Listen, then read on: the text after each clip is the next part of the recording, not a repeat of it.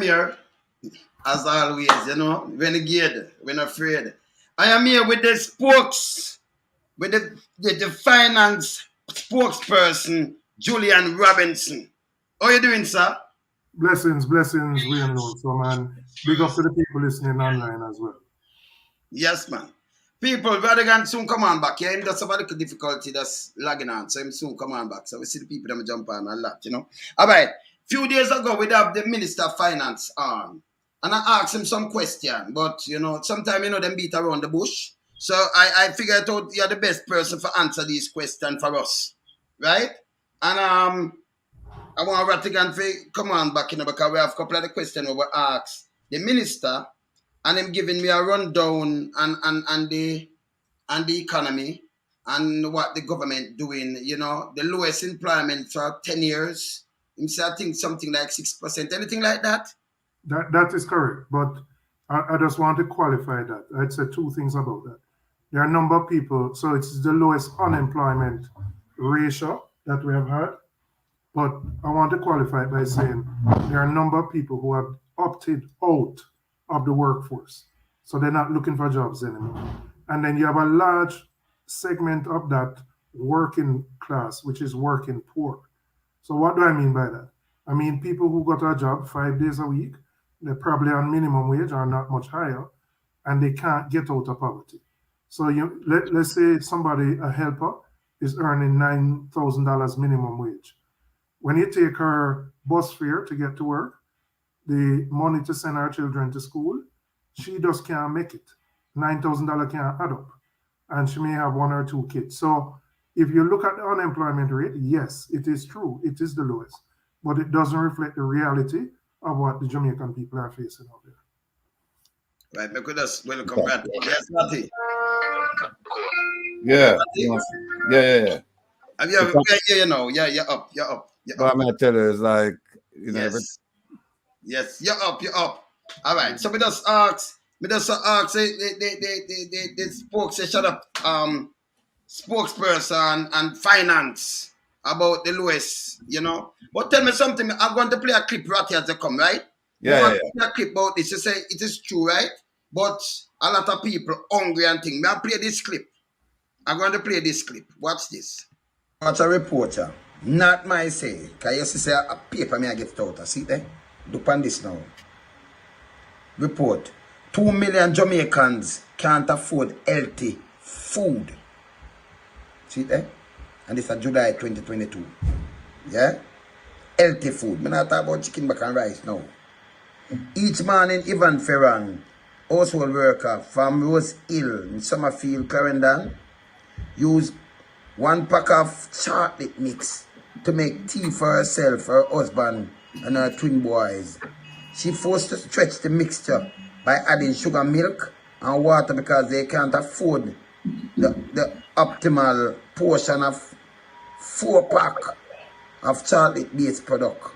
They each eat a slice of bread with their tea, and a lucky morning, some fried dumplings and plantain from their farm for breakfast without protein or gravy. Wow. The Clarendon family is among 2 million Jamaicans, more than 2/3 of the population, who are unable to afford a healthy diet according to state of food security and nutrition in the world 2022. Come on now. Now, why this. So Yvonne, the example I used of working poor, Yvonne would be an example of that. She's a household worker, which probably means she's a helper, she does domestic work. She probably earns minimum wage or a little above that.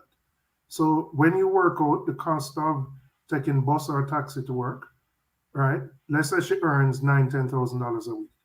When you take out what she has to work out for food for the family, she has twin boys, what she has to do to send the children to school, the bus fare and the lunch money.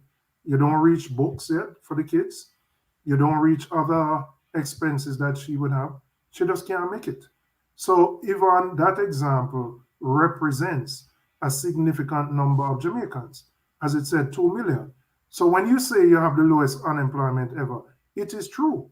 But many of those who are employed are in the category that she's in. They simply cannot eat healthily because what they earn can't sustain them at all. And that is the challenge that Jamaica faces right now.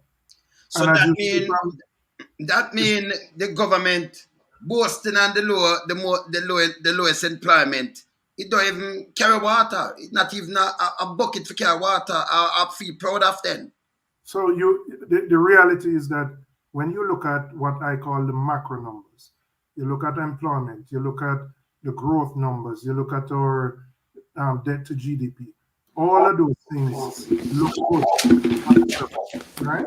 But when you talk to Jamaicans and you ask them what is their reality is worse.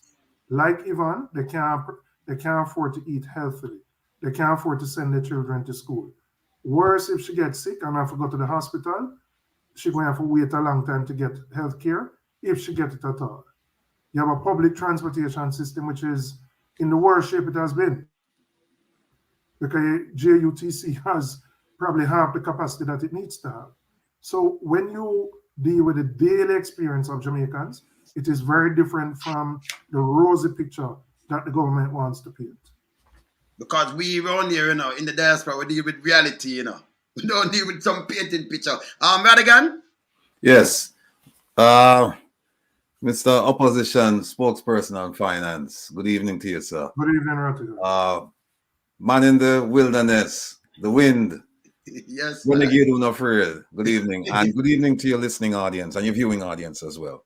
Now, I was just looking at the question I'd like to start with is, I was just looking at the national anthem. And there's a line that says, "To our leaders, great defender, grant true wisdom from above. Justice, truth be ours forever, Jamaica land we love." Now, given that this is a mandate for our people and our leaders, what is your comment on whether or not there is good leadership in Jamaica, or we just have bad management in Jamaica? Well, all right. If you take it at the political directorate, there are a number of issues in Jamaica right now. Last week we had an Integrity Commission report which had grave findings about the Prime Minister. Even though it didn't rise to the level of being prosecutable, it raised very serious issues of conflicts of interest in relation to a company that is close to him and got a number of contracts. You also have the same Prime Minister who, almost 1 year later, the Integrity Commission can't certify his annual report.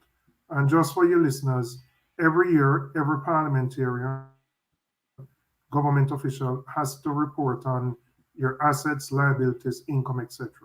It's a standard thing. You do it each year at the end of March. The fact that it cannot be certified and the fact that the Prime Minister has not said anything, to me is a grave indictment on the leadership. 2 days ago, the government came and postponed local government elections for the third consecutive time. And they gave a number of spurious reasons for it. And all of it points to a government that is afraid to face the people. When you put up that figure of 2 million can afford to eat healthily, that's the reality that Jamaicans facing. And this government doesn't want to face the electorate and give them an opportunity to say how they feel about them.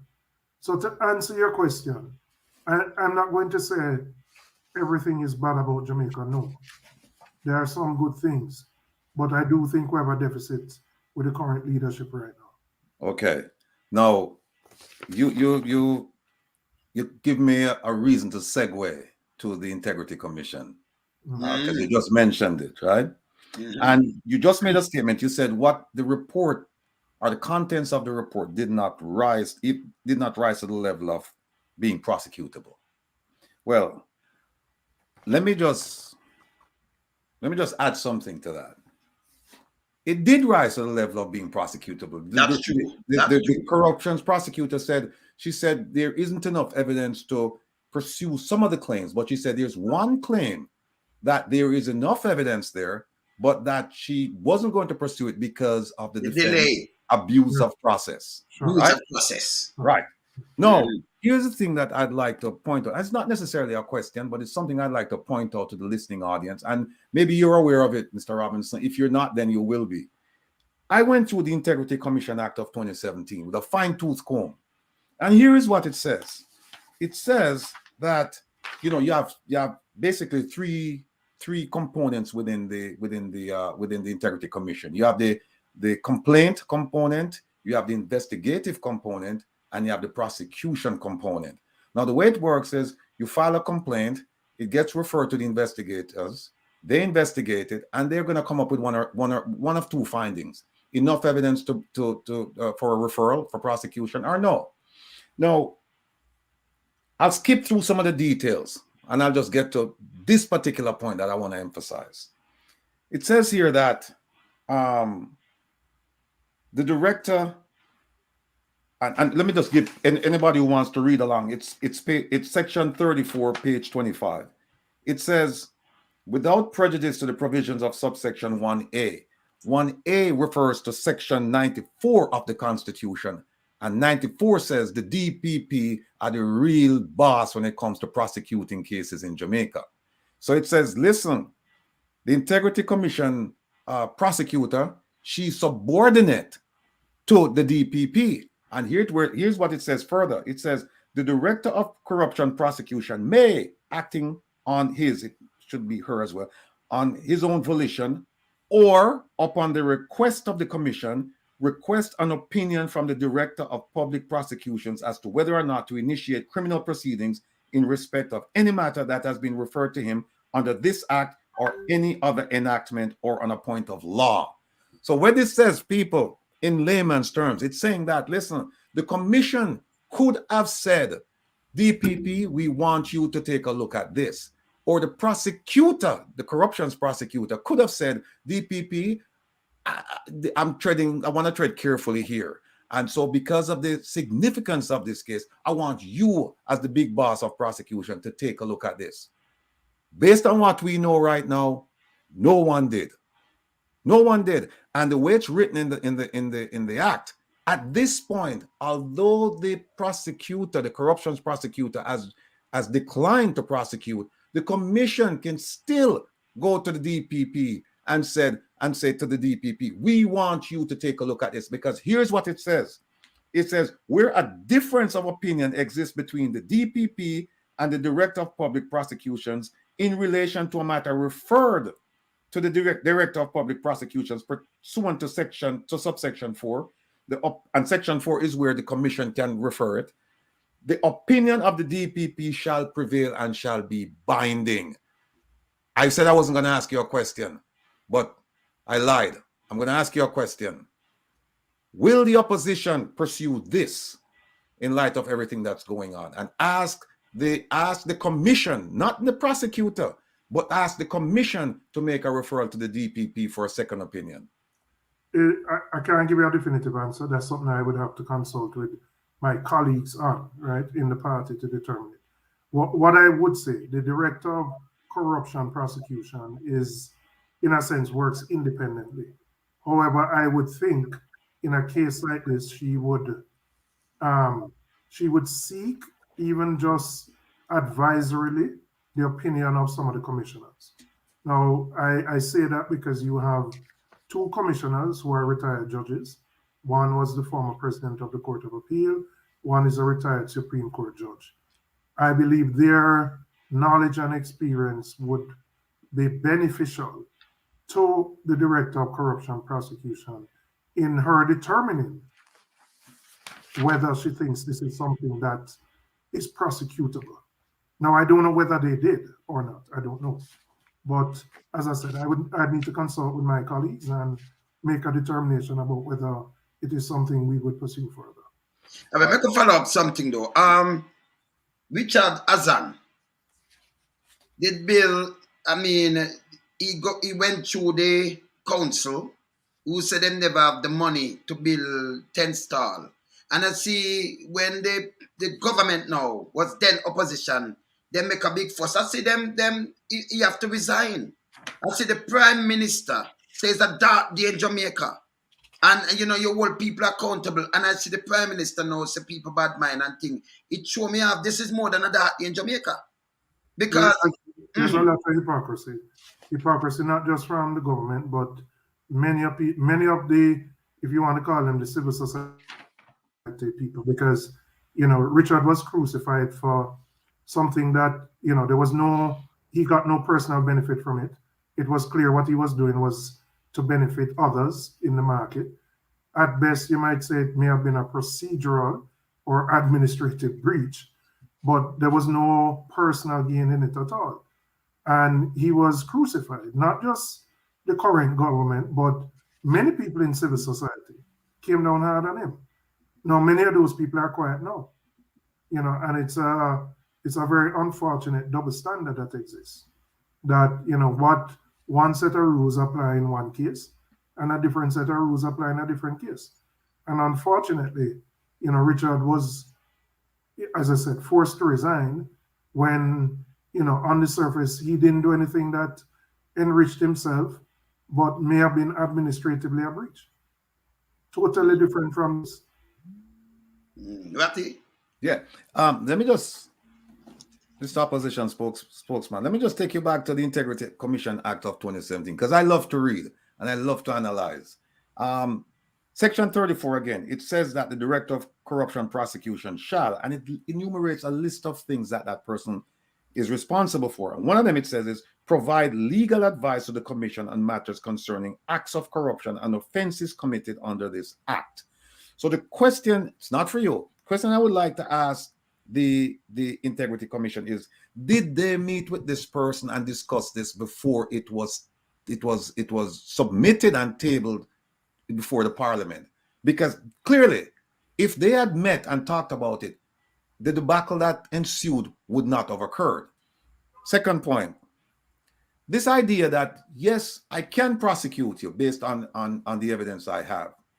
Most of it I cannot, because there's not enough evidence. But on one issue, I can prosecute you, but I'm not going to because of the defense of abuse of process. Now, I found that to be rather strange, that a prosecutor would make the defense's argument in declining a prosecution. You would just say we're declining to prosecute because of lack of evidence or whatever, or violation of the statute of limitations or something. But when you say, oh, we think they're going to raise abuse of process, and so we're not going to do it. The question then is, what is abuse of process? They're talking about a time period that you're saying it took a long time for them to bring the action.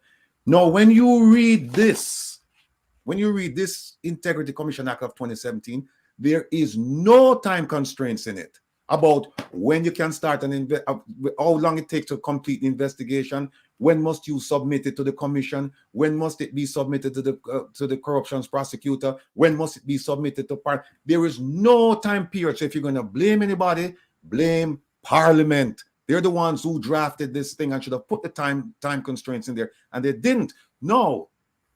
Here is a point I really want to make. What the corruptions prosecutor just did by making that statement, she has provided everyone who's under investigation by the Integrity Commission or its predecessor, was it Office of the Contractor? Yeah, right. She has provided them with the evidence to say, hey, only take too long for complete investigation. Therefore, it's an abuse of process. What are your thoughts on that? Well, we don't have a statute of limitation on corruption activities. True. So frankly, I mean, if it's a year ago, 2 years, 10 years, there is no limitation, quite frankly. And if you feel somebody did something wrong, even if it is 50 years ago, then the person should be held accountable. So, there's, as I said, no statute of limitation on these matters at all. So I don't understand this abuse of process, because what she's done, if I'm representing anyone who's under investigation for more than 3-4 years, I'm going to raise that defense saying, look, this is precedence. They did not prosecute the Prime Minister because they said it would be an abuse of process because of the length of time it took for the investigation to be completed and submitted. And therefore, my client falls within the same ambit, the same sphere, the same situation, and should not be selectively prosecuted when you have the Prime Minister who fell within those parameters and wasn't prosecuted. Look, if we want to start doing something about corruption in Jamaica, and everyone has said it, and I sincerely believe people believe it, but they don't do it. You start at the head. And here, it doesn't get any worse. If she had said, I find no evidence to prosecute him, we could argue about the facts and say, well, was this enough? Was that enough? But when she said, there is enough to prosecute him, but I will not because of the defense abuse of process, I find that reprehensible. And your people, meaning your legal counsel, they should be looking at ways to see how can we bring this before maybe a writ of mandamus before a judge to say, hey, procedures weren't followed, have the government do what it's supposed to do, something. But we cannot let this go, because if you let this go, you might as well just open the floodgates, throw out everything and said, look, you know what? We're not going to prosecute anyone who's been under investigation for an extended period of time. And Ratty, they put insult on that, calling for Greg Christie to leave instead of this lady. What is your take on it? No, I wouldn't. Listen, I wouldn't. I'm not advocating for the resignation of them. I'm not. No, but they are the one who calling for Greg Christie. You know, it's not him who said something like this. You know, is the lady. Yeah, but what I would say, there's no. Understand? Yeah, I think that is not fair with a government calling for, like them picking out, say something about the party not comfortable. It cannot be a party comfortable. I think about government. And if you breach, you're supposed to get prosecuted.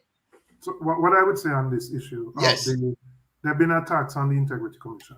I would tell you my own personal opinion. The both reports, the report from the Integrity Commission and the report from the Director of Corruption Prosecution, if not simultaneously, they could have been tabled 5 minutes apart.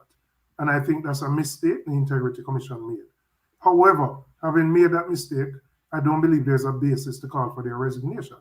They acted within the law, and I have no evidence that they were motivated by malice or any other ill intent. But I would say they could have acted quicker, and they could have released the report from the Director of Corruption Prosecutions 5 minutes after the first report. All right, let me respond to that. Respectfully and humbly, Mr. Opposition spokesperson, you know where I'm going. I have to disagree with you there when you said it was a mistake by the Integrity Commission. And I'm going by this, right? The Integrity Commission Act of 2017. It says here, where the report to the commission as a recommendation under subsection 3, which is a recommendation to prosecute, the commission shall submit it to Parliament for tabling, excluding such matters as the Director of Corruption Prosecution regards as likely to prejudice the prosecution, which means that, one, she should have seen this report and taken out, excised information out of it that would be prejudicial to the prosecution. But not only that, this same document does not give you any time period within which you table the prosecution's report. It talks about tabling the investigative report, and it says until it's tabled, the Integrity Commission cannot talk about it publicly. But once it's tabled, they can talk about it. But it says nothing about the prosecution's report. I agree, Rattigan, but hear me though, right? And let's remove the Prime Minister here and say it's me, right? Mm-hmm. You have a report which says you are referring somebody to the Director of Corruption Prosecutions. You must know in an environment like this, if you table that report without anything else, then it is going to raise the specter of the office of the person and the individual. Now, if you know beforehand that the report has already been referred to the person, the DCP, let's just call her that, has already made a ruling, then I believe you have an obligation to, even though it is silent, you have an obligation, given the knowledge of the environment that we are in, to table it shortly after. Even though the Act doesn't say you must do it 5 minutes, 10 minutes, 1 day, 2 days, but leaving it out there for 28 to 24 to 48 hours would obviously create, a certain public perception. So from my perspective, even though they followed the letter of the law, I believe they could have acted quicker in terms of the spirit of the law. So All tell right, me well, some one on Ratty. go ahead. When them get this table, when it's sent to the parliament from the 12th of January. It was sent last week. No, February 14th or somewhere around there. Last week Tuesday. No, What date is last when them Tuesday? said something in parliament about January, what them receive in January? No, Table it in February. it was tabled last week Tuesday. Yes, but them have it from January. Right. So why? that's Who's supposed to table that? The government? Well, what we don't know, and again, this is a question that would have to be answered. Was the report sent to Parliament, and was it delayed by Parliament? I think it was the 12th. The 12th of January, them sent it. Was the report held up by the Integrity Commission, right? And those are very valid questions that would have to be answered. Yes. I want you to double check that for me. Yeah, make us see. Yes, man. No. The thing is, I'm not. I have my own issues with the Integrity Commission, but they're separate and apart from the issues we're talking about today. And the law is the law. I would not for a moment blame the Integrity Commission on this because there are no time constraints in there. I would blame Parliament. I'm saying, how can a group of lawmakers sit down, draft something as significant as this, and they boast and brag about it being one of the best in the Caribbean, if not the world, in terms of harnessing, corralling, I would say in Jamaica, corruption, right? And then you forget to put time limits in, say, when certain things should be done. The question is this by design that they left it like this? Or is it by mistake? That must have been an oversight when it was being drafted, and that's an amendment that would have to be made, that you indicate once there is a referral for prosecution, if there's a ruling already made, then I think you'd have to amend the act to indicate that you should do it as soon as is possible. Right. And in my view, if you should table the original report. The ruling should be done 5 minutes after that. Ratty? Yeah. And you can just look it up, me now you're talking, right? I'm going to ask Julian something. Just look and see if it draft, them send it to the parliament from the 12th of January. That means the House Speaker and who are, because I think it copied to the House Speaker and the President from the 12th of January. And them, that means them sit down on it in the year that it copied to them on the 12th of January. And them sit down more than a month on it. You never see it in a Julian. But I'm telling you, it copied from somewhere around there. Nearly 1 month. Hold on a second. I think the report, the investigative report, was completed in October of 2022. But look at it. In January 2023, I think, is when it was submitted to the commission. Yeah. To January 2023, and then it was submitted to the January the 12th. February 2023. Yes, good. Yeah. So it copied to, because I read it. So it copied to the House Speaker, and it copied to the President. That Tavares Winston and the House Speaker. So they are the one who sit on it. If it's something, because they are the one it copied to. I read it. No, yeah? And I think it went to the commission in January. Yes. And then the commission sent it to Parliament in February. So I don't think there was a hold up there. No. I don't think. You notice they came out and them talk and said, but it's there from January because I read it, I have a copy here. I want to draw it. Yes, if you can find it, because my impression is that the investigation was completed in October 2022. It was submitted to the commission in January, and then the commission submitted it in February. Right. But again, I look. All right, so we're now going to hold him up for the all of this with them. Right. Yes, right. So we want to move again now with Nigel big budget, the first ever $1 trillion budget in Jamaica. 1 trillion. Yeah, and the last fiscal budget, with them boast about the police, the biggest spending and everything like that, and we don't see nothing happen to Jamaica. What's going on?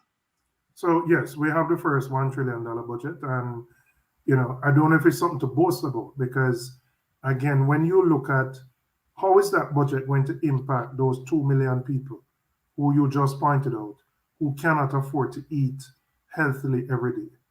What is in the budget for them? What is in the budget for the the minimum wage earner, who can't buy food because inflation over the last 2 years has been high because of the Russia-Ukraine war. How are you helping them? How are you helping the single mother send their children to school?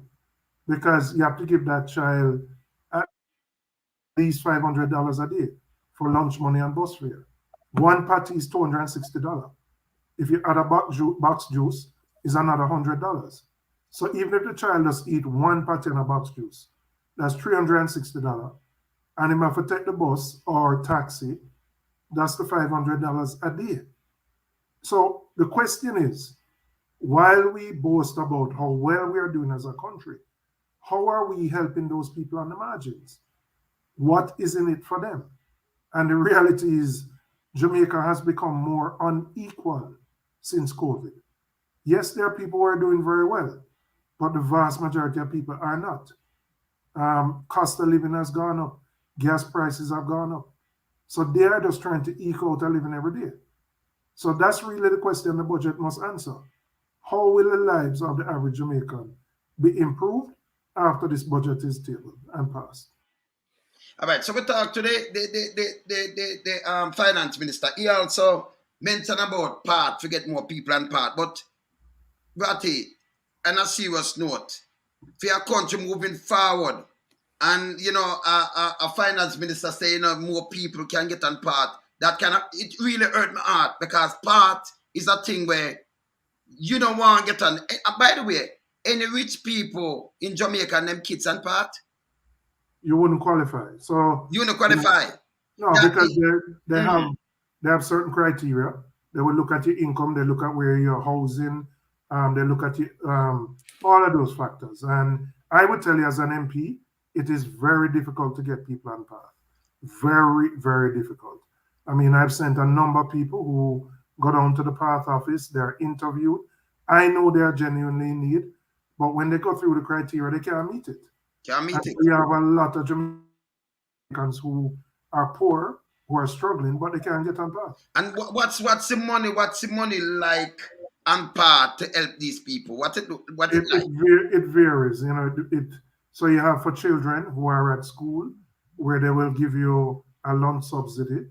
Then you have for families, but it's not significant. Because someone told me it's like $3,000 per month or something, 4,000, 3,000.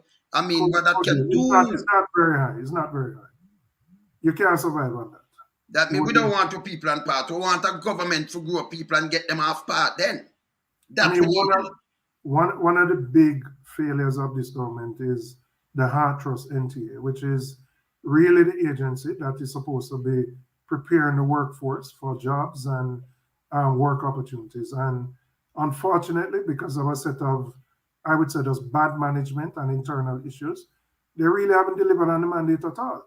So right now, the private sector is pushing the government to import workers into Jamaica because they are saying they can't find enough people to work. Even though anecdotally we know there are plenty of Jamaicans looking for work. So the reality is that even though unemployment is at 6%, the lowest it has been, I can tell you from my own experience as an MP that I have hundreds of people who want work and can't find it. We know that. All right, with the part thing, it does a part now. The apprenticeship back in Michael Mandy days, right? And him come with apprenticeship, right? And them come with the technical school, because you have some people can't take this up here. But the technical school, you learn woodwork and leathercraft and all kind of things like this. And we think the art, them change it over in the art.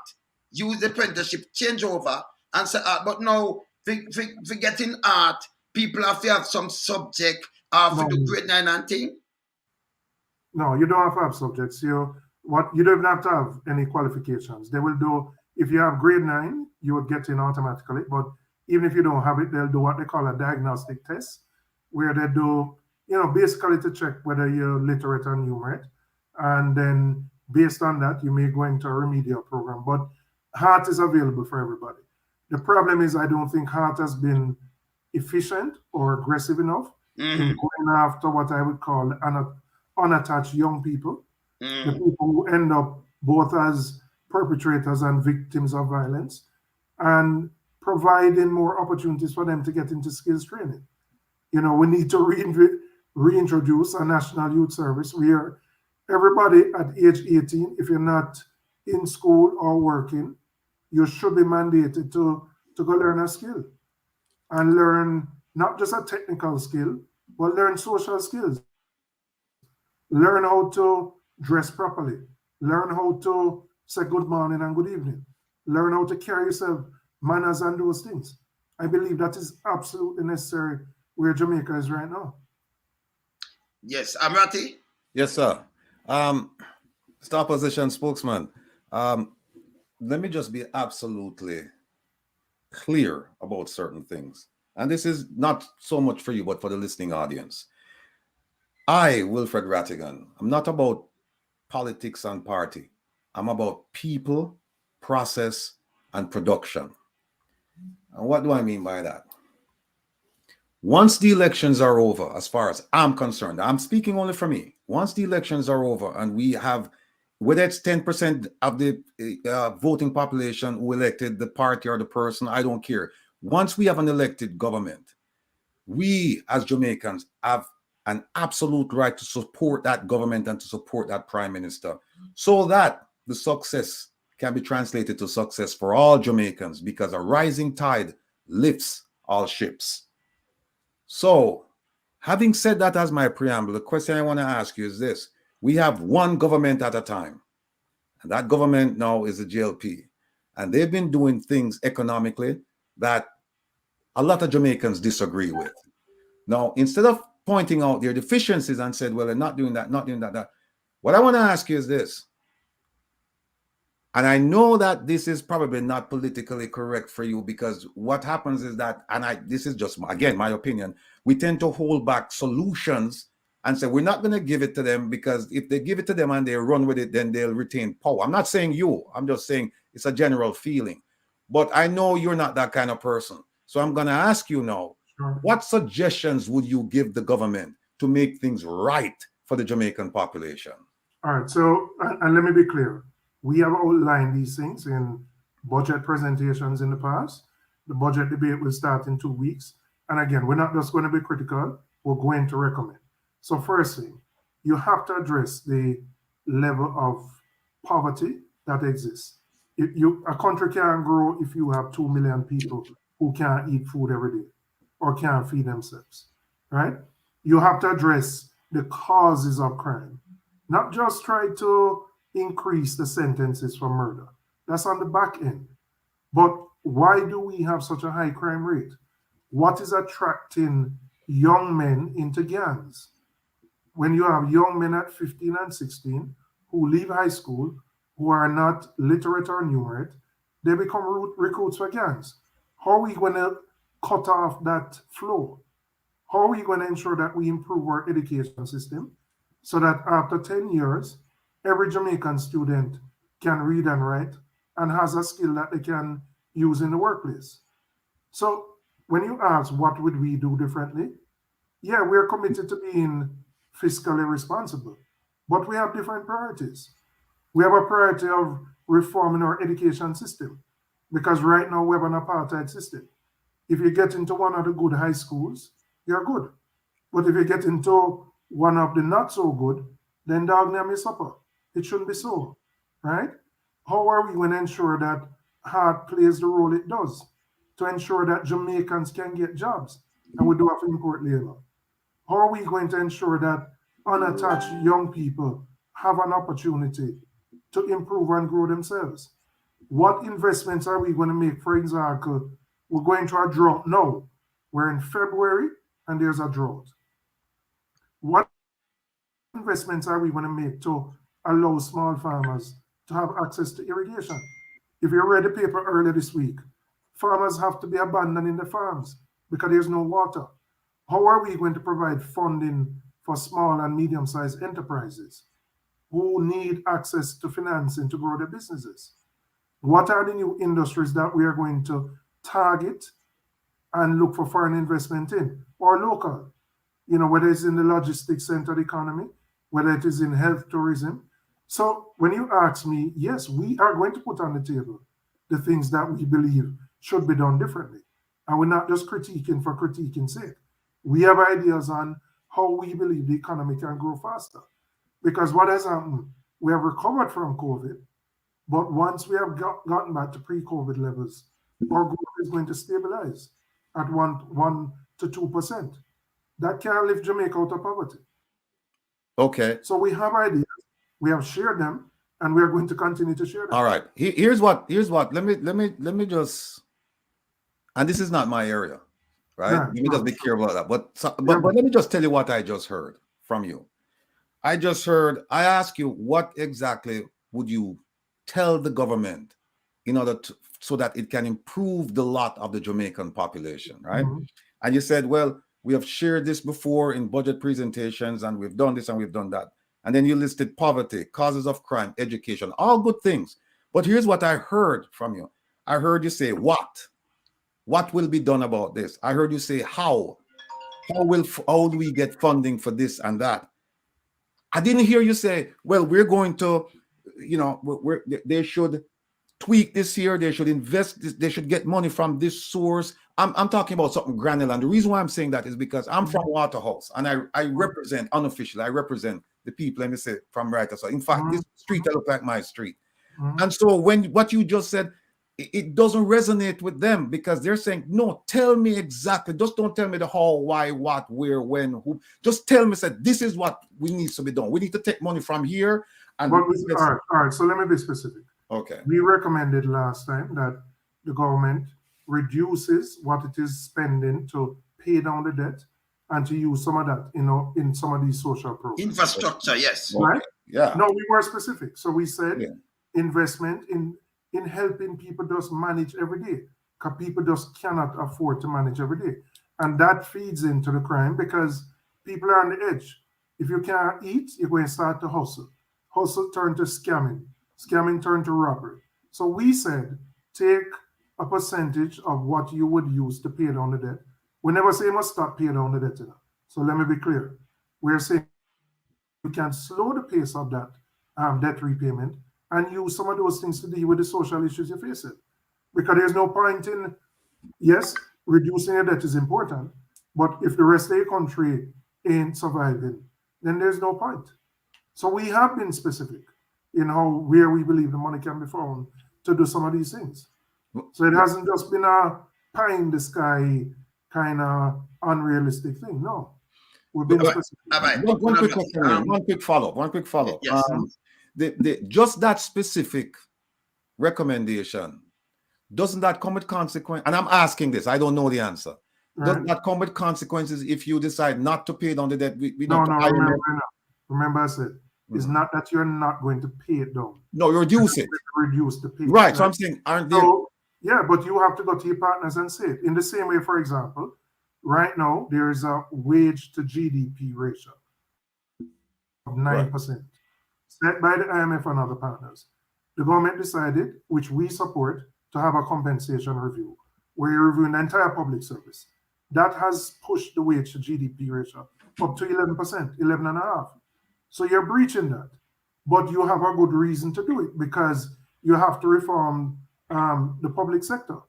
In the same way, I believe you can go to the partners and say, listen, we have come out of the worst economic fallout we have had. Yes, we have recovered, but there are still people who are on the margins. So we're not paying down the debt.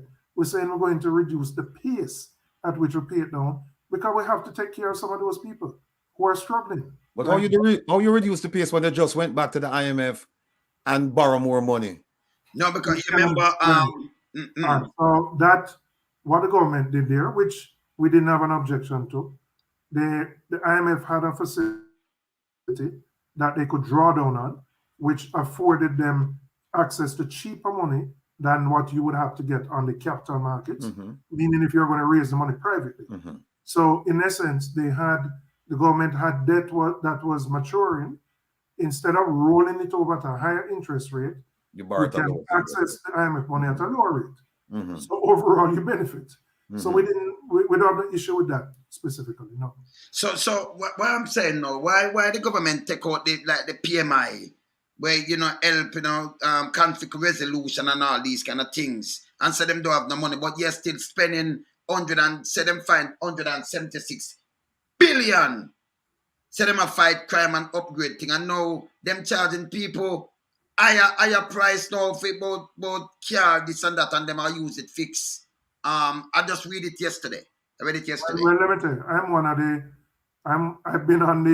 I've been a representative of the PMP and the PMI for over 10 years. I'm a very strong advocate of the PMI. It has had some administrative issues, but the PMI as a concept is something that should be supported. It is not billions of dollars you need for the PMI, right? Because it's not a big organization. But what the PMI did, it had what they call violence interrupters. They went into communities where conflicts existed. Before the conflicts escalated, they would meet with the persons who were involved.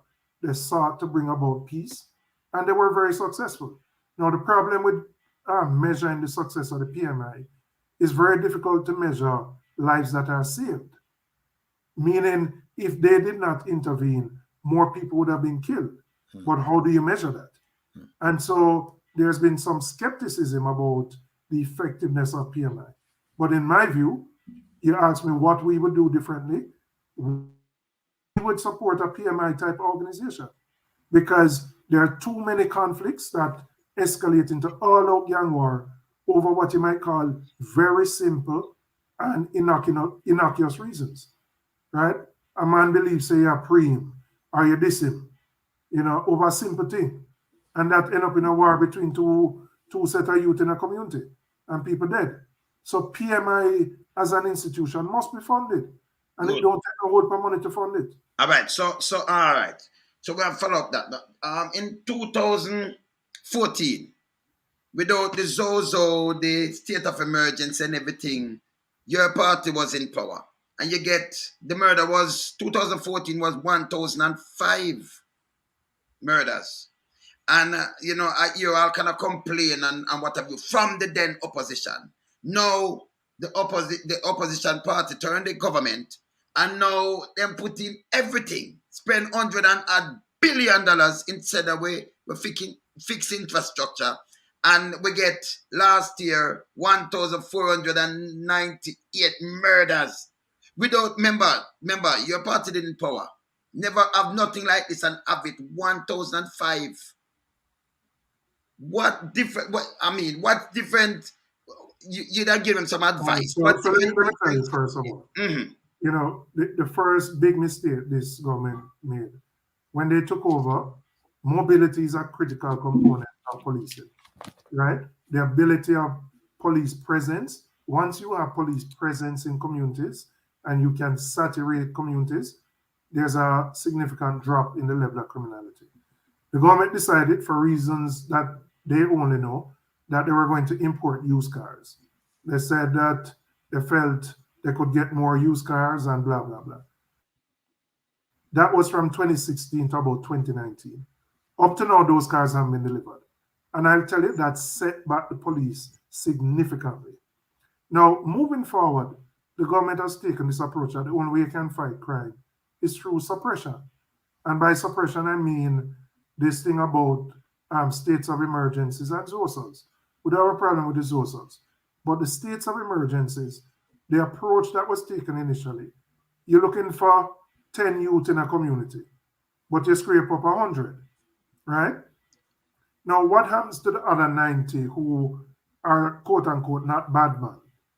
You lock them up for a period of time, them lose them work, them in a confine with other hardened criminals. What do you think will happen to them when they come out and they are released without charge? You will make them into criminals. If you know the people who are the criminals, then you need a spearfishing strategy. Go after the criminals, not this thing where you're scraping up all of these people. And we believe it is a wrong approach to policing, right? I mean, people like it. People like SOEs because it means you have a presence of police and soldiers. But you can't do that without SOEs. You don't need an SOE for that. The only advantage of the SOE is that it allows you to detain people indefinitely without charge. And we have a problem with that. So them giving soldier police powers. In an SOE, the soldiers in a SOE and can hold you for a long period of time without charge. And that could be good, right? When you're a party, I mean, I've never said if or something, but when your party return to power, what are you gonna do different from what's happening now? Sure. All right. So let's take this specific example. We're going to continue to support the police and the soldiers for sure. They need mobility, they need equipment, etc. But we're also going to invest in ensuring that we get to the root cause of crime. The root causes are you have too many young people who leave high school without skills and who get socialized into joining gangs. So you have to have a program which takes them when they get to 15 and 16 and channel them into something that they can do, right? Like a compulsory national youth service. We believe you have to reinstate the PMI or whatever you want to call it, where you have significant intervention in communities, where you can intervene to prevent conflict. So there are different approaches. We don't just believe in taking, if you want to call it, the militarization approach. No, it is necessary because there are some hardened criminals who you can't talk to, right? And only police can deal with them. But I can tell you as an MP, you have many other youngsters in communities who are not hardened criminals, but who end up in criminality because of where they live and because of circumstances. We have to find a way to deal with that. When we were in office, we had the PMI. We had Unite for Change. We had those social intervention programs. Those were discontinued. And we are seeing, in my view, the effect of some of those things, which I believe we have to go back to. So yes, we take a different approach to fighting crime.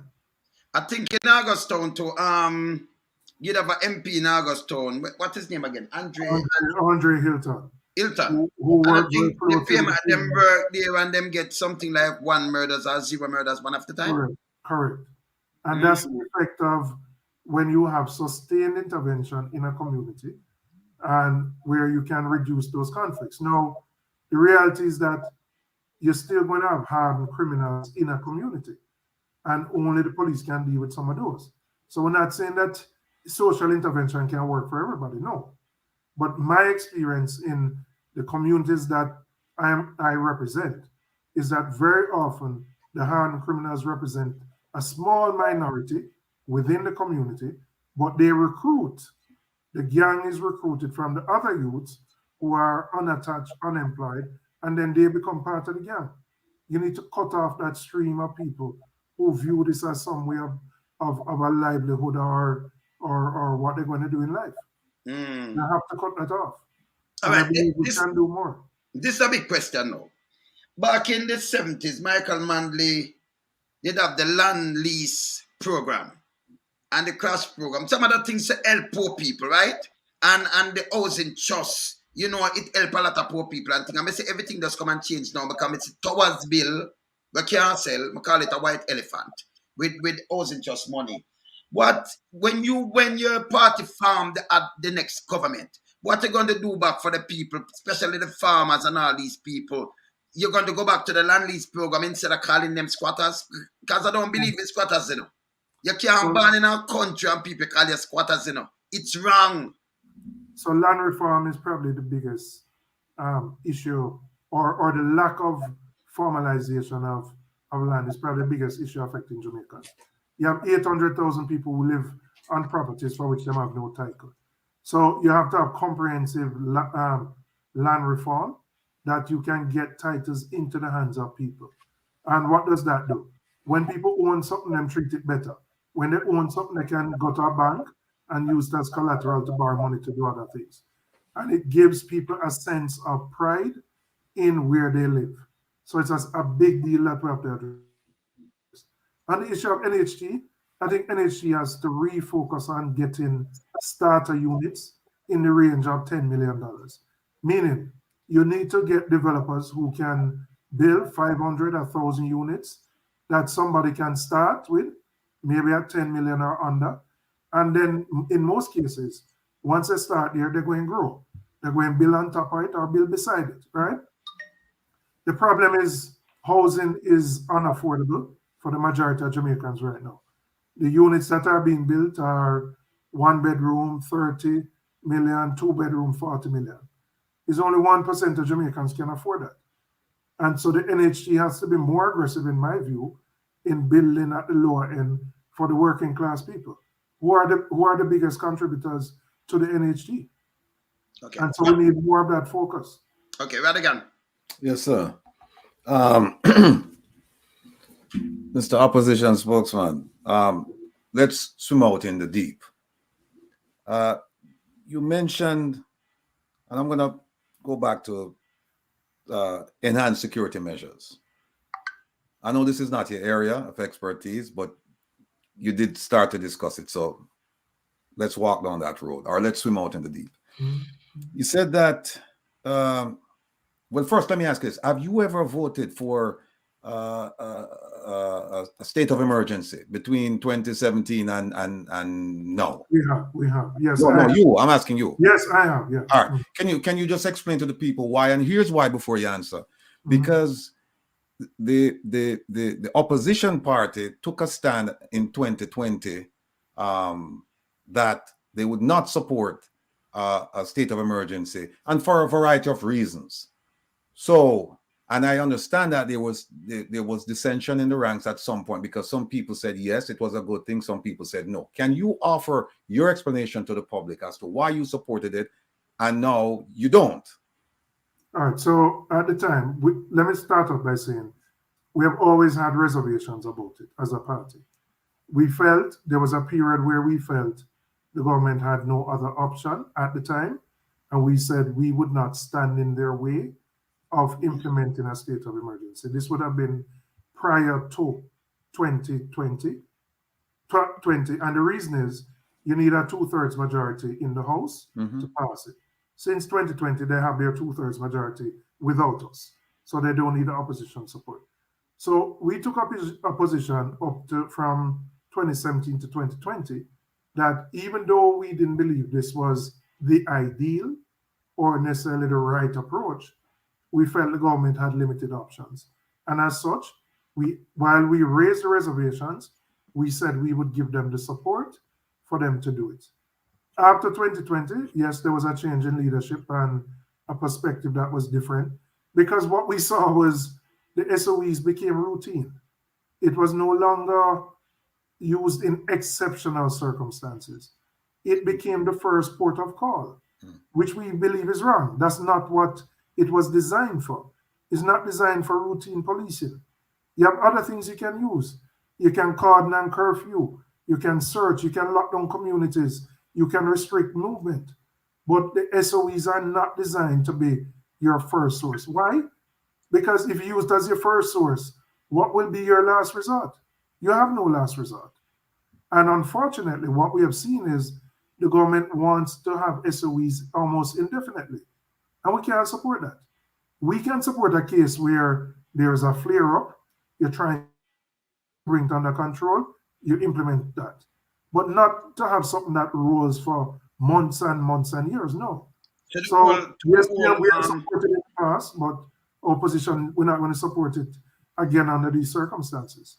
Let me ask you something though. Because I noticed the PSOJ always a trampoline away. We in the diaspora. Yeah, because we do a lot of things to Jamaica. You know, our money huge, help balance everything down there. Because PSOJ help, well, them are do some things what we not like. So we just talk straight. And them go like them are the top dog. We just hold back everything. And we know rough enough feathers, but we talk straight. And we say the PSOJ, them are waste and them in the way. And if them continue in the way now, we are going to cut some spending coming to Jamaica. Because we're not joking, right? Because people vote and them want representative and the PSOJ feel like them are the top dog who stand up in the way. And then you, as the opposition, have to, although you don't into something, you have to come together and do what they want to do or something. No, we say no more of that, right, Ratty? Indeed. We say no more of that. Yeah, because we have spent over 3 billion every year and we see PSOJ, just use it and import junks. We say, we want to ask you now, when your party form the next government, right? if we're going to put back our people to work instead of importing these foreign workers. Same like Cayman. So, I mentioned hard trust earlier, and I said Yes. that has been a big failing of this administration, because hard trust should be preparing the workforce for the opportunities that exist. Jamaica should not have to import people. Not in a case where every one of us as MPs know of hundreds of people in our constituencies who want work. Now, when you import people, what are you going to pay them? More than you're paying the Jamaicans? Where they're going to live? You're going to put them up in housing? So, I don't know where that concept comes from. But I'm telling you, I believe we have enough Jamaicans who, if they're trained properly, they can absorb all the jobs here that exist. And I don't think there's any need for importation. But to come to your question about what we import, improving agricultural outputs is the answer to that. Thank you. We import too many things. We import onion, we import potato, things we can produce. But there are a couple of things the farmers want. They need access to credit at reasonable rates. They need access to funding for irrigation. They need access to relatively cheap fertilizers. And you have to strengthen what you are doing against predatory lastly. Those are the 4 things the farmers want. And government has to be in a position that we can support them. Because we can support them, we don't need to import all the things we're importing. We spend over $1 billion US a year, even in COVID, importing food into the country. What? And many of those things are things we can produce in Jamaica. So I think there has to be significantly more focus placed on agriculture in the 4 areas that I mentioned. And it will lead to a growth in that sector significantly. So we need to do that. Ratty? Yes. Following up with the enhanced security measures, you said that you don't have a problem with Zozo. Question is why? Huh? Why? Because the Zozos, the main issue we have with the SOEs is the ability to detain people indefinitely without charge. That's the main issue, right? So you don't have that under Zozo. So what the Zozo provides for, the presence is there. So you have the security forces in the community. There is a social intervention component so that you can deal with what I may call the unattached youngsters who are not in criminality, but if left on their own, will become recruits for gangs. So you do the intervention there to try and put them on a path where they can learn a skill and do other things in their life. So that model, we believe, is a better model. Now, the reality is it costs money because the social intervention programs are expensive. But again, it's a matter of priorities and weighing where you spend money and where you don't. And I believe more needs to be put into programs like that. No, the mantra for Zozo is clear, hold, build. Clear it of the bad people, hold it from them coming back, and build it. And you just mentioned the social intervention piece. Now, it should have been foreseen that Jamaica now have the money to support a Zozo. And in fact, if you look at the criteria for a Zozo, Mount Salem should not have been the first place where they implemented a Zozo. If you're looking at the crime rate. True. So the question, and if you notice lately, you haven't heard anything about Zozo. You haven't heard anything. What do you hear? State of emergency, curfews, right? So is Zozo dead as far as you're concerned? No, it's not dead. I mean, you're correct. I don't know if the first Zozo met the criteria in terms of violent crime. There may have been other factors that led them to use that area as the first one. But I believe as a model, clear, hold, and build is a good model. Now, it may have been, you probably should have used a different community to start. And I think what we have been able to do, you have done some clearing, partially holding, and I said partially, but very little building.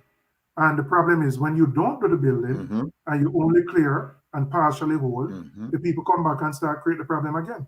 Indeed. And that has been the issue with many of the Zozos. Let me ask you this last follow-up, or I'll just ask you a follow-up, but it's not related to that. My learned host here, the man in the wilderness, mentioned to you about the strength of the diaspora in terms of the monies that the diaspora sends to Jamaica, close to 4 billion. Without that, the country would collapse. Now, recently, the opposition leader made several statements regarding a couple of things that relate to the diaspora. One is seat in the Senate, and the other one is seat in the Senate. We also talked with him about voting, and the other one was they had a recent meeting at Vale Royal concerning crime, and he had mentioned that we cannot have this meeting unless we have the diaspora present because they have so much to offer and they want to offer. So why don't we have them at the table at the very least to hear what they have to say, because you never know, they have something to contribute. Now, this meeting took place. No diaspora presence. No, you're talking about the Vale Royal talks last weekend? Yes. No. Well, that wouldn't have been the occasion for that. That was the Vale Royal talks really are part of the two parties, the political parties.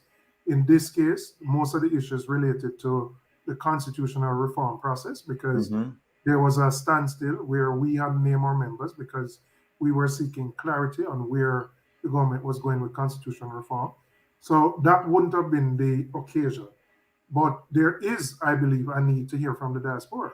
And I believe the government has been disrespectful.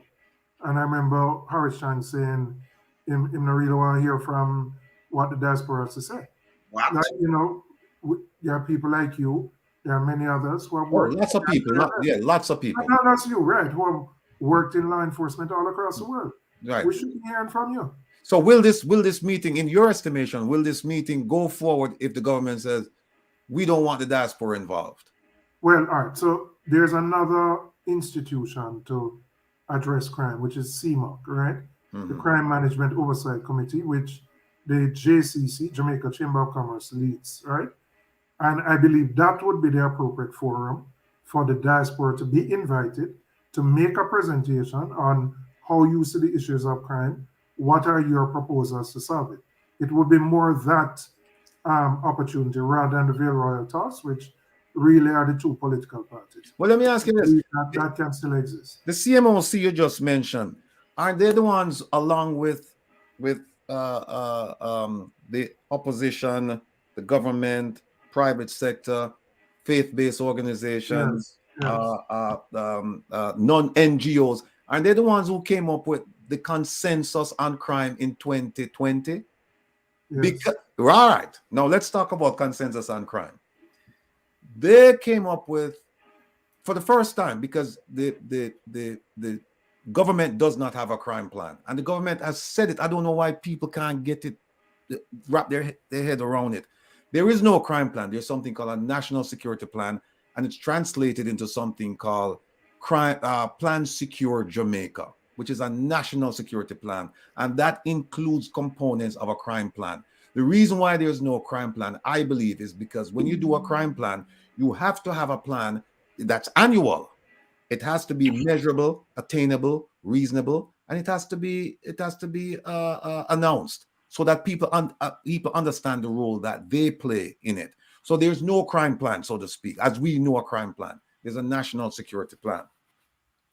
And the question regarding the consensus on crime was that it was an idea to get fixed dates on certain things, where he said, okay, we're going to do this at a certain date. We're going to do that at a certain date. What happened after that? The Minister of National Security did not attend the meetings, right? And they haven't met some significant deadlines. So the question is, how can you participate in an organization or a group that's basically defunct because they all right, so I'm sorry, go ahead, please. Yeah, and you're correct. The government, in a sense, withdrew from it for reasons I'm not clear about, because we felt it was a good vehicle that you could build consensus around. From I heard from the JCC president, Chamber of Commerce president, that they intend to restart that process and that they have gotten a commitment that the government will in fact participate. So it is something we need to hold the government to account on, to ensure that they not just go to the meetings, but the specific deliverables that, whether it's legislative or operational things that were recommended by CTOC, that they actually do it. It's not good enough for the government to just pull out and say, we're not going to participate, when crime is our number one problem. And we have one of the highest murder rates in the world. So we need to keep the pressure on them to ensure that they get back to the table.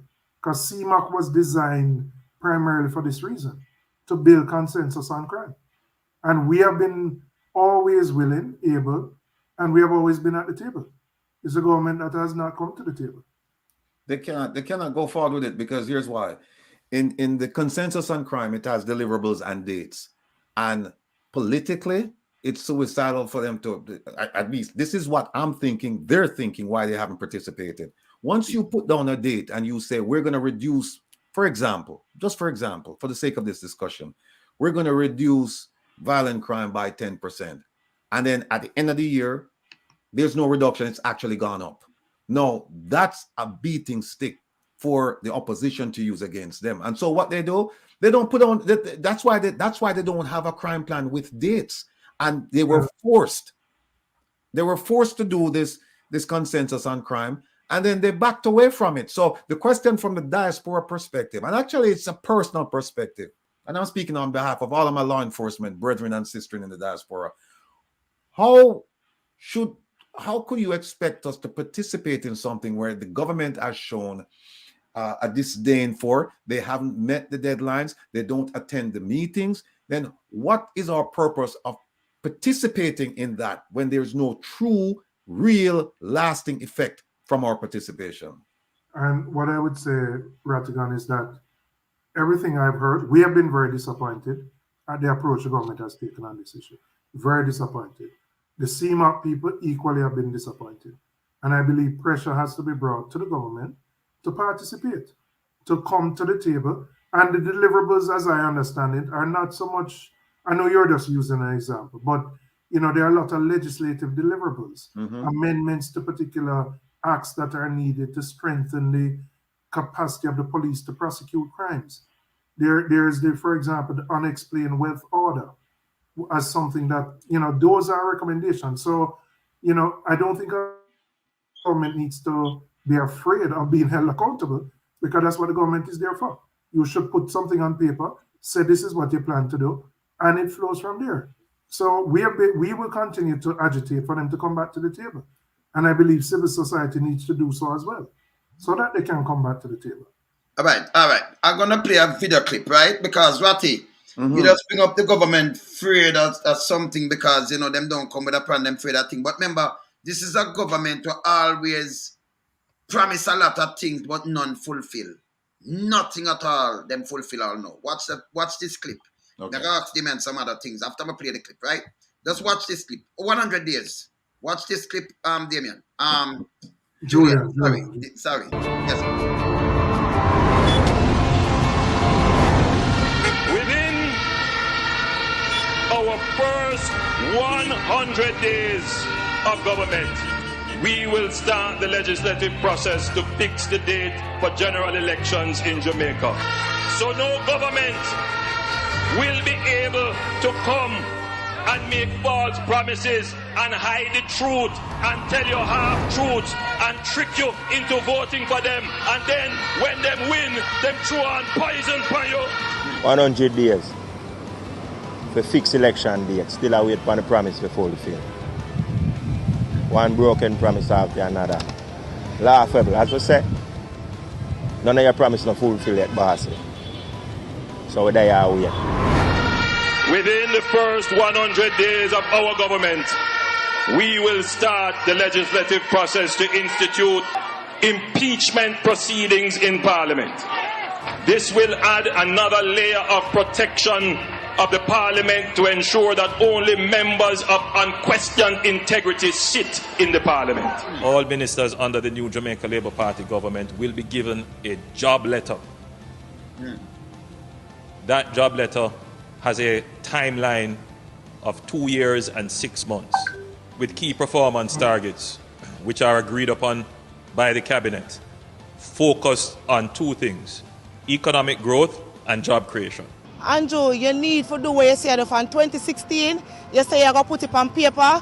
So anything you put on paper, the MP have to work with it, so you need to do it now. Because I feel like, say, when you do that, the MP will do them work, and we will see work done in the community. Within the first 100 days of government, we will start the legislative process to introduce term limits on the office of Prime Minister. Andrew Holness, January, him break him promise. Enough thing him say I'm gonna do, you know, for the next 100 days, and now him not do nothing. Him not keep no promise, and him say I'm the promise keeper. What a promise, January star. At a convenient time within our new government, we will hold a grand referendum on the CCJ, the Caribbean Court of Justice, as the final appellate court. You make so much promise for us. Look how long you're in there. Nothing done. All for the COVID. They promised the people them $25,000. Nothing done. Huh? So what you expect me to do? Tell me if you sleep with the door and window open and nothing done. On the promise. So now, when we get something like that no. Rattigan, oh gosh. When we get something like this now, with this promise, can you just say something with promise? With a government, we promise the nation so much thing, with even them windows and door open, and then fail miserably. When your party form the next government, would you come and give you a promise and break it like this? Well, as you would see in that video, not one of those promises has been met. Not one. There's been no attempt to set term limits. In fact, the contrary, they have done the opposite. Local, and I just want to say a little bit about this local government thing. In 2015, our administration tabled 3 strategic bills on local government.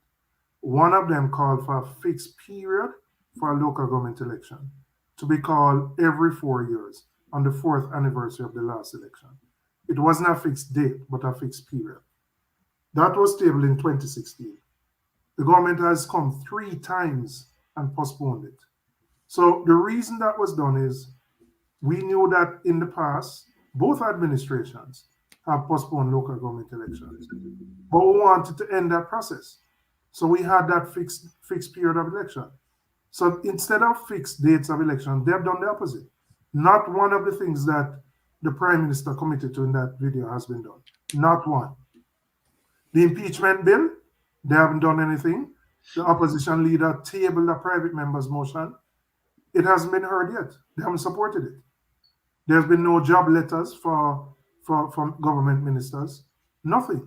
None of those commitments have been held. Not one. Not one. Not one. Can you imagine, Ratty? Yes, indeed.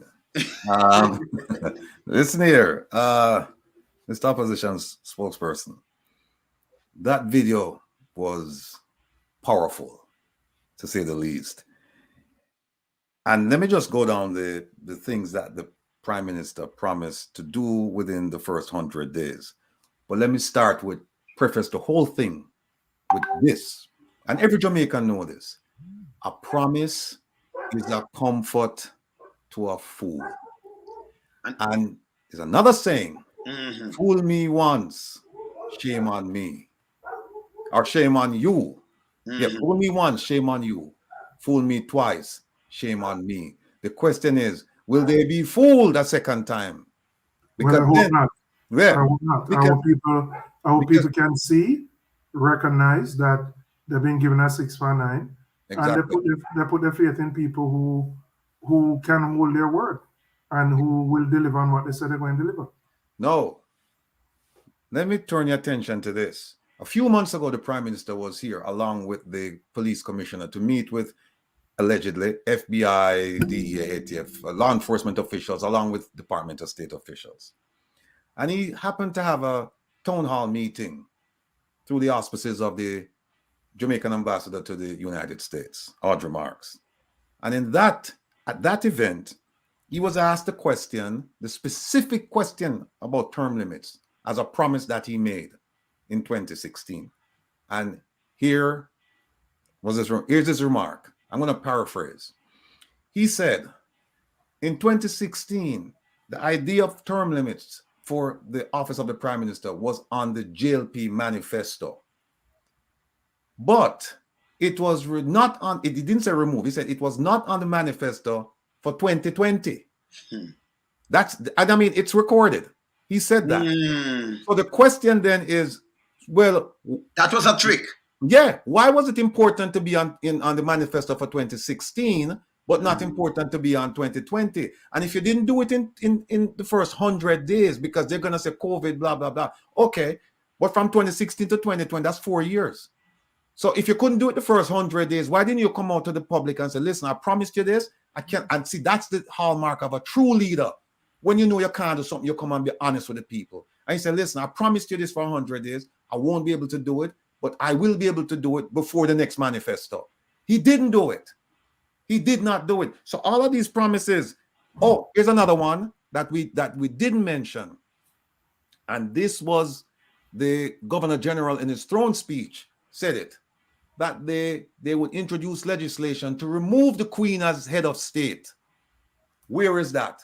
They said they have an Office of Constitutional and Legal, whatever, with Minister Malahoo Fort. But we haven't seen anything. Well, let me ask you this then, because since we have you here, what is the opposition doing to force the government, specifically the Prime Minister, because he made this himself personally? What is the opposition doing to force him to come to terms with the promises he made years ago? All right, specifically on the issue of removing, well, now the King as head of state, there's a constitutional reform committee that was established. The opposition has now named its 2 members to it. We held out because we were seeking clarity on some of the other things that the government wants to do in this constitutional reform process. And we wanted to know where the government was going, particularly on issues related to the state of emergency. And there was the same way Royal Talks, I think, provided clarity on that. So the opposition now has named its members. I expect the minister in short order to indicate who the government members are and who the independent members of the committee are. And the work of the committee can start. Yeah, but and I appreciate the answer. But let's get back to the question that I really asked, which was, what is the opposition doing to hold the Prime Minister? Because this was something that he's on record of saying this. This wasn't even in writing. He vocalized it. What is the opposition doing to say, Mr. Prime Minister, you promised the poor people of Jamaica all of them things there. You promised them fixed dates for election, term limit for the office of the Prime Minister, impeachment proceedings, remove the Queen from or the King as head of state, and CCJ as the last resort of appeals, as opposed to going to the Privy Council in England, and job letters. What is the opposition doing to force him to comply with this? Well, all right. All we can do is remind the voters things he said and what he has not done. Right? We will continue to raise these issues because it highlights, in our view, many of the promises that have not been made. And as we said, as you said, you can only hope to convince people who may have bought into those promises, may have supported them based on those promises, and hope that they won't do the same thing again. And that you have in the PMP leadership that will be honest with you, that is credible, that will tell you if we can do something or if we can't, and will set some realistic goals. But we'll continue to remind the Jamaican people of the commitments that were made and not kept. And that is a hallmark of this administration. There are so many things that have been committed that have not been delivered. Mr. Robinson, I saw the opposition opposition have to walk out and the government the other day, yesterday or day before yesterday, with the local government election, because them use the majority and overpower you people. Like it's like nothing and just laugh. Like them take this for joke. But we don't take it for joke. Because we out here we are say everything, you know. And we see what them do with the local government election. We want to finish make a speech on that for us. Because you know what we see the minister, the local government minister get up and say that is a joke. It's rubbish. Rubbish, absolute rubbish. They gave three reasons. First is that they want to make Portmore a parish. But the reality, you can't use one Portmore to hold up an entire national local government election. You could have gone ahead with the election, continue to do the work to convert Portmore to a parish, and you can deal with that later. Secondly, they said that the economic uncertainty and lack of money. Now, this is in stark contrast to the Minister of Finance every day beating his chest about how well the Jamaican economy is doing and how well we're performing. And then you're going to say that you don't have money to run an election. The government has collected over $80 billion more than they projected in this year. Next year, they plan to collect 127 billion more in tax revenues. Wow. So to say you don't have money is a nonsense argument, not when an election costs 1.5 billion. My view, as I said in Parliament, they're just afraid to face the people. They are afraid to face the people, and they are coming up with excuses that don't make no sense. But me can ask you something now. The councillors and the mayor sitting for 2 terms when people don't vote for them for 1 term, that's not illegal, man. So this don't look good in our sight, you know, because you vote for people for 1 term and them sitting in for 2 terms and giving. Come on now, this hurting us, you know. But it's worse than that. You have a number of council seats. You have people who move from councillors to MPs, so their seats are vacant. You have had councillors who have died. Some have migrated. Some are sick. So you have a number of vacant council seats where people need representation. In those cases, yes, the mayor may assume responsibility, but a mayor can't really do the up and down work in a division.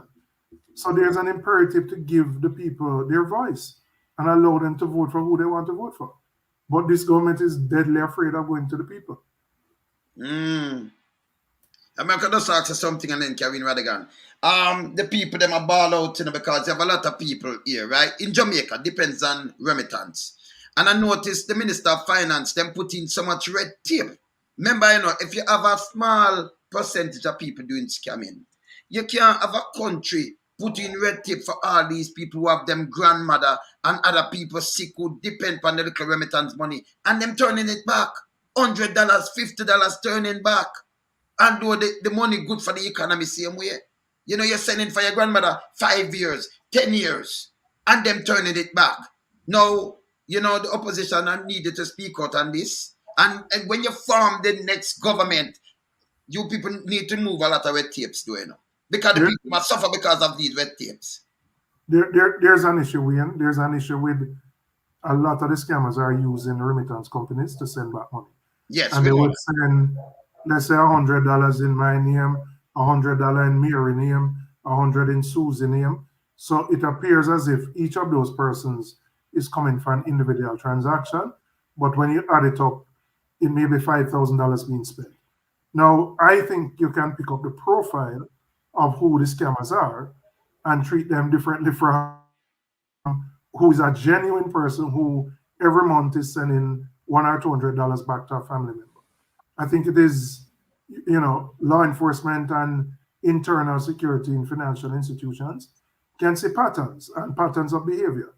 And unfortunately, the good are suffering for the bad because the problem is the remittance agencies now assume that you are involved in scamming and you have to disprove it.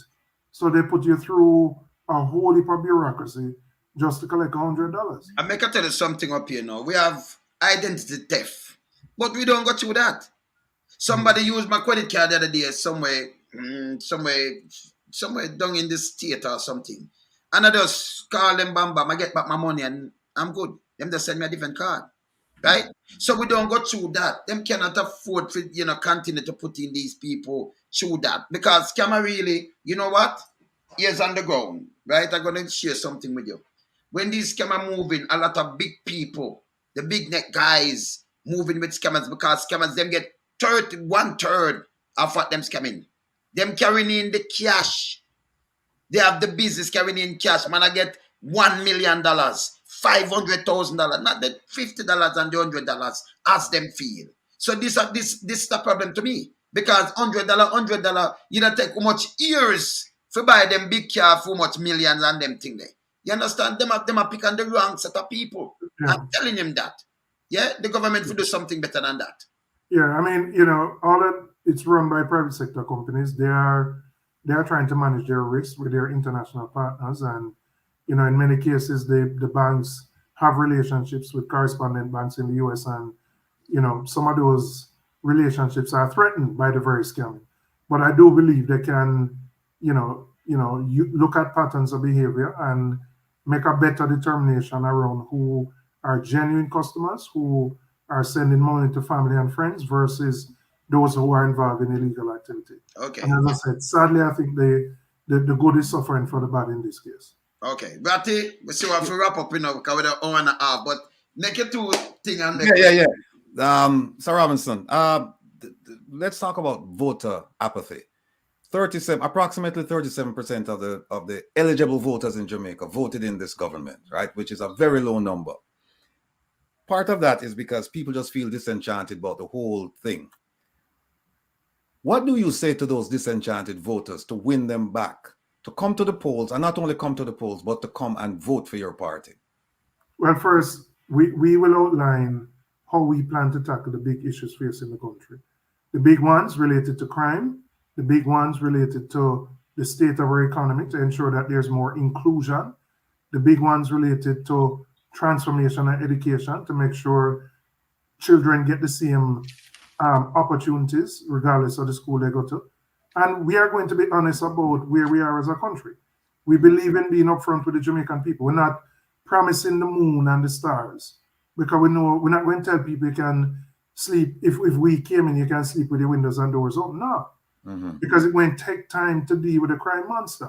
You have to continue to support police, but you have to go to the root causes. So for us, it is an engagement with the people in an honest way, outlining the things we would do differently, presenting the opportunities of hope, but most importantly, being upfront and honest. Because apathy comes from people who believe they've been promised and not come out of it. All right. I have a quick question to ask you about leadership, but I have to do a little background on this. When I was in the FBI, I was in charge of, at one point, the intelligence division, temporarily, right? Big division. And we used to have a meeting. We used to have a meeting every morning at 8 o'clock where all the heads of different components, they would meet and they would talk about all kinds of stuff. And one morning, the person in charge asked me a question, and I said to him, well, John Brown didn't provide me the info, but I'll get it later on. And the person said, okay, everyone, out the room. And he said, Mr. Rattigan, you stay behind. And I got, if I can say this, I got an ass whipping. And he said to me, listen, that's not a hallmark of leadership. You are here representing your people. You'd never give up your people at this table. You take your ass whipping, you go back and you deal with the problem. But you never come here and blame anyone. It's your domain, it's your province, it's your house, it's your division. You are ultimately responsible for anything, everything that happens there. Don't come here and blame people.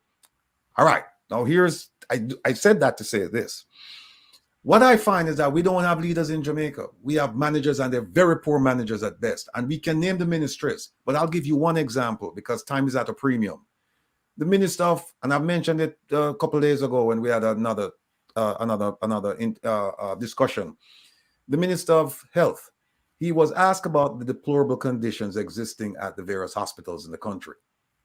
I heard him. Nobody told me this. I heard him on the radio. And he said he blamed the visitors to the hospitals. They mash up the toilet seat and mash up the sink and teeth, the toilet paper and teeth, the soap and this. And I believe, I'm not sure about, but I believe he also blamed the nurse. He blamed everyone in there. Yeah, and then he blamed everything. He blamed the hospital administrator. Not himself. He blamed the regional hospital administrator. Not once did I hear him say, you know what? That's a problem I have to deal with because I'm the minister. What are your comments about leadership in Jamaica? No, you have to take responsibility and you have to take ownership. Now, you're not going to have control over every single thing, but it is your responsibility to put the systems in place. So a minister not going to know everything in a hospital, but you must have a management system where the CEO reports to somebody at the regional health authority who reports to somebody at the ministry, so that you have an idea of what is going on a day-to-day basis. I mean, yeah, you're going to have bad behavior, but that can't be the reason why the hospitals are run down at all. And what is in place to check, monitor, ensure that those things are not stolen or broken down or whatever? It can't be that you blame everybody else. No. And you cannot. And the thing about it that's so repulsive to me, because I spent 30 years in an organization, almost 30 years in an organization where leadership was just significant. I mean, it was an integral part of the organization itself. The teacher leadership from day one, from the training till the time you leave. And for someone in charge of the ministry, as you said before, you can't know everything that's going on. But guess what?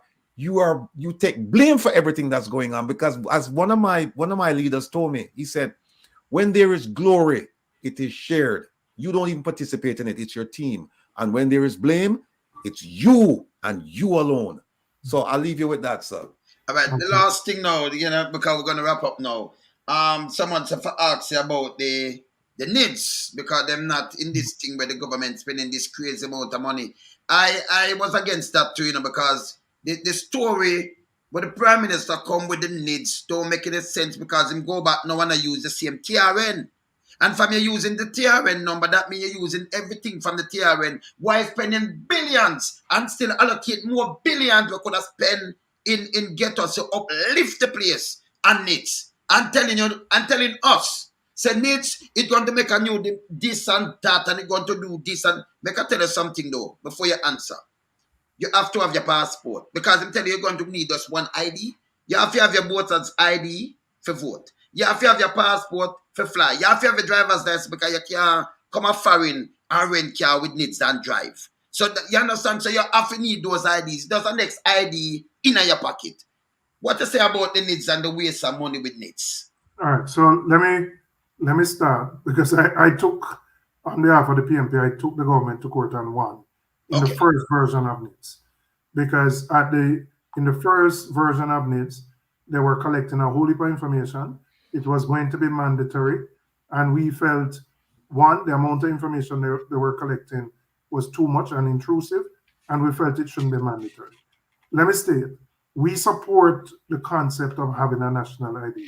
We're not against that, because yes, you can get the voter's ID once you reach 18, but if you are below, you don't have a national ID. And there are too many Jamaicans without an ID. So after we took it to court and we won, and they declared the act unconstitutional, the government came back and made a number of changes. So the first change, it is no longer mandatory, it's optional.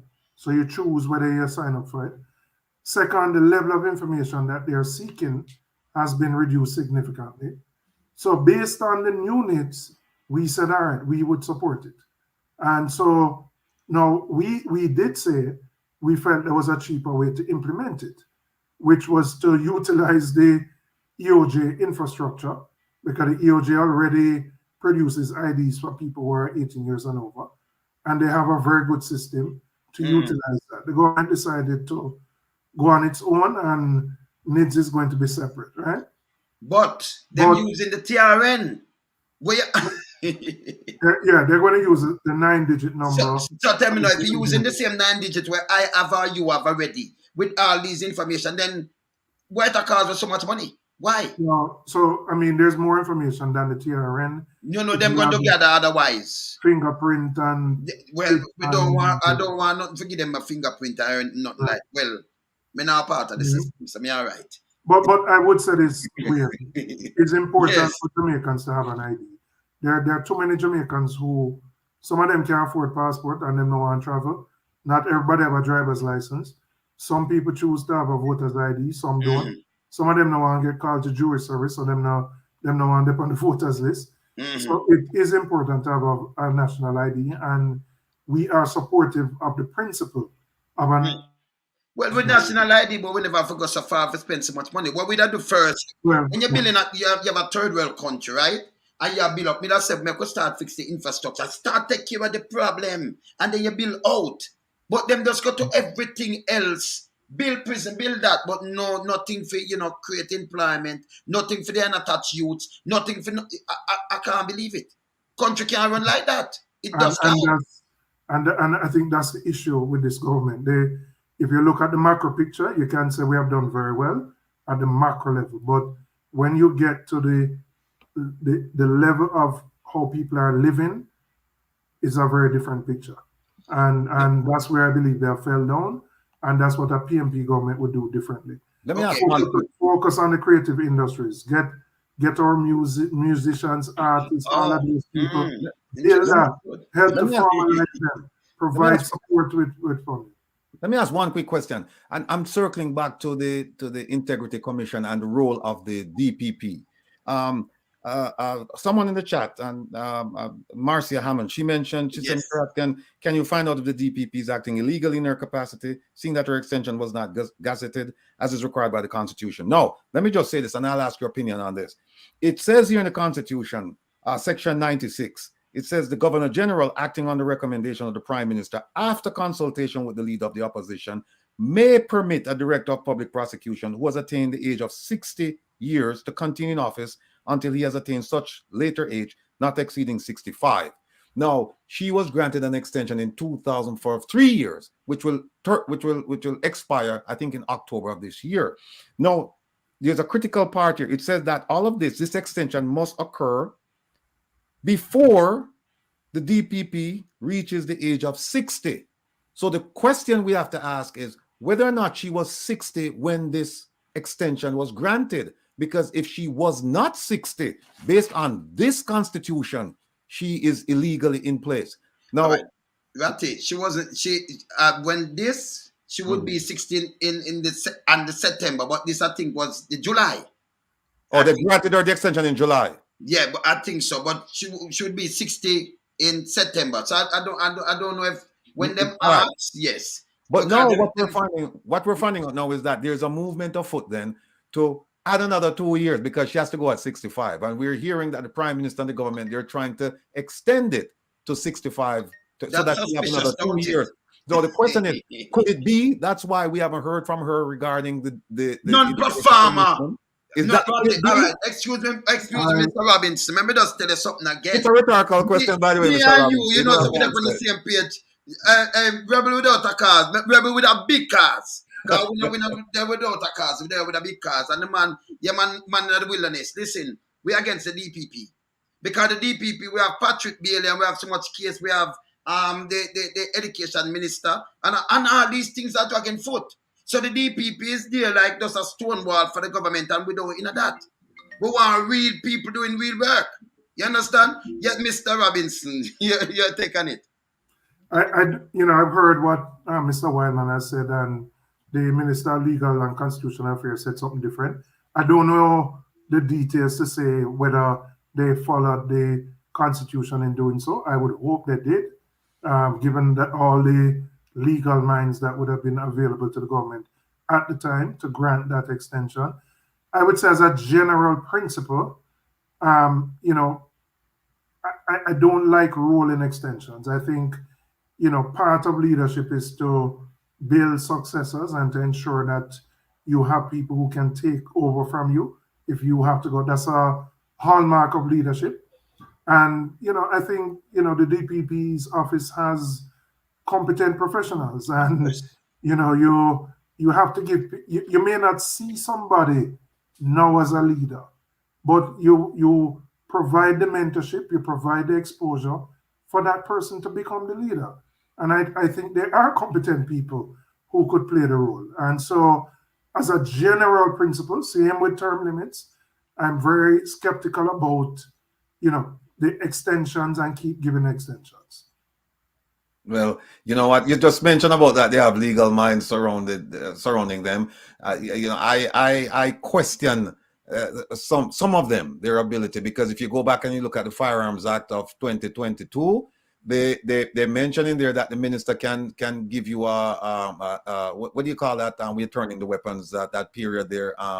Amnesty. Amnesty. Right. Amnesty. Yeah. But what they failed to tell the people, and I don't know how the legislatures could have missed this, is that they put another amnesty period in there, which says that you have 5 days if you come into possession of a lost or stolen weapon, you have 5 days to turn it in. Now, if I represent any criminal in Jamaica, well, alleged criminal or person with a possession of a firearm, the first thing I'm gonna say to that person is that, listen, you just found it and it's turned, you're going to turn it in now. The second thing about that act is that they said this would be tougher on criminals. You're going to spend 45 years or 50 years, whatever, minimum in prison. We just have a case where a man was found guilty of possession and him get to 4 or 5 years.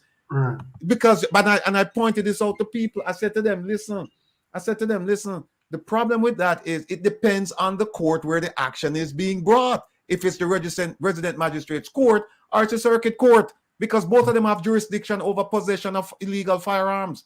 But again, these are the legal minds working in Jamaica. I'm not saying this to tarnish everyone. I'm just saying this to tarnish the ones who actually worked on this project. And I don't think you see the 45 years minimum thing. I don't believe in it, because you can't think of a domestic dispute. Anything can happen. Yeah. Especially the woman, them will get abused. Yeah. It doesn't or anything. My view on it, it doesn't deal with the root cause of the crime, right? Yes. It is, in my view, the government wants to appear to be doing something. We are seeing a case right now, a major gang case, with a Klansman out of Spanish Town. And there are many aspects of the case where people have been let off because proper evidence wasn't brought, a number of issues. What the government has to do is strengthen the capacity of the police, the prosecutors, to ensure that when you get people, you can put them away. But also make the investments in the root causes of crime. Not just come at the back end. The problem with crime in Jamaica is that the majority of people who commit murders don't get caught. So they're not worried about 45 years. What you have to do is catch them and hold them. It's the same principle why, punitive sanctions don't necessarily work unless you strengthen the capacity to actually catch the people. And that's a big issue. Bigger issue. But it sounds attractive. It sounds like you're being tough. But really, you're not solving the problem at all. Hey, Ratty, remember say something to you now. Our feds we are talking about now, feds business. Now, in Jamaica, that case we just mentioned, or Mr. Robinson just mentioned, you have a number 2, number 1 in prison, number 2, like Al Capone and Sammy the Bull. So you have number 2 and number 2 attack on the foot soldier. And you, as a federal agent, I go for foot soldier and let go the number 2. You don't even charge him. Will you ever hear that? Because I know you don't go for the foot soldier and then use him for climb up the ladder and pop out the big boys. Ibati? We know you don't go for the number 2 and use him pop out the big boys. No, them give the number 2. These are the same DPP me attack, That's why I said she no good, she feel leave. Long time. The same DPP I cut deal with a number 2, number 1 in prison. Him a number 2, that mean him collect money, him run everything. And him attack on foot soldier. And you go for foot soldier. That no make no sense to me. If a number 2 me catch, if I'm a number 1 and some bigger boys, you can't give me 2 foot soldier. So that's why the case a collapse, Ratty. Yep. You start from as a FBI agent. When you catch a little man there, you tell him what is what and you flip him to catch the bigger man them. Yes, indeed. All things. Yes, indeed. I'm going to appoint you as a federal agent because you talk the right thing. You talk up the things. That's how it's done. Right? It's called a racketeering investigation where you don't go after one guy and then them replace him with somebody else next week. You know what I mean? You go after the complete organization. And that's how you do it. But here's the thing. When you have a top 200 as the JCF does, what I tell you? Top 200 criminals in an island of what? Less than 3 million people. And you have a top 2. You don't have a top 10. You have a top 200. Yes. Right? And this came out of the